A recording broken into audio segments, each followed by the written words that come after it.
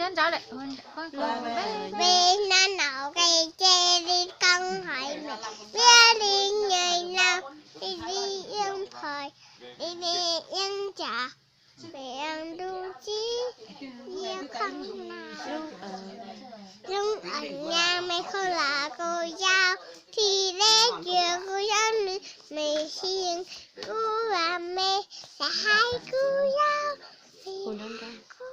hôn nhân cháu lại Hôn nhân cháu là nè. con gặp hôn nhân cháu lại Hôn nhân cháu lại. Nè mùi nè thế tuần nè. hôn nhân cháu lại Hôn cháu một ăn nè thế tuần. cơn cháu lại cây có vòng làm bay cây la la la la la la Con có đấy. con gà trống con gà trống con gà trống cái màu đỏ con gà trống có cái màu đỏ con gà trống có cái màu đỏ trứng coi kìa gà trống đây gà trống Hôn nhân cháu ăn nè thế tuần sách. con gà trống cái màu đỏ trứng coi kìa gà trống cây gà trống cây Lúc ở nhà.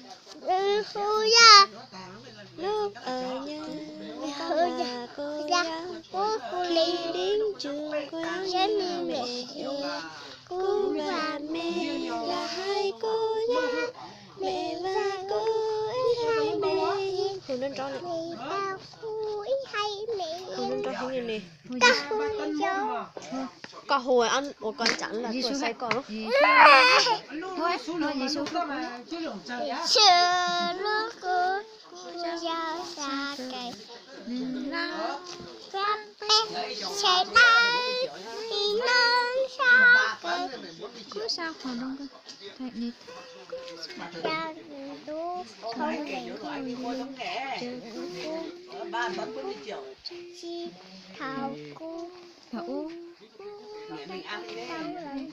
nè Hôn nhân cháu nè, ô con nó nè là con. thì nó ca cây sẽ chi bà dòng ca ca rồi sẽ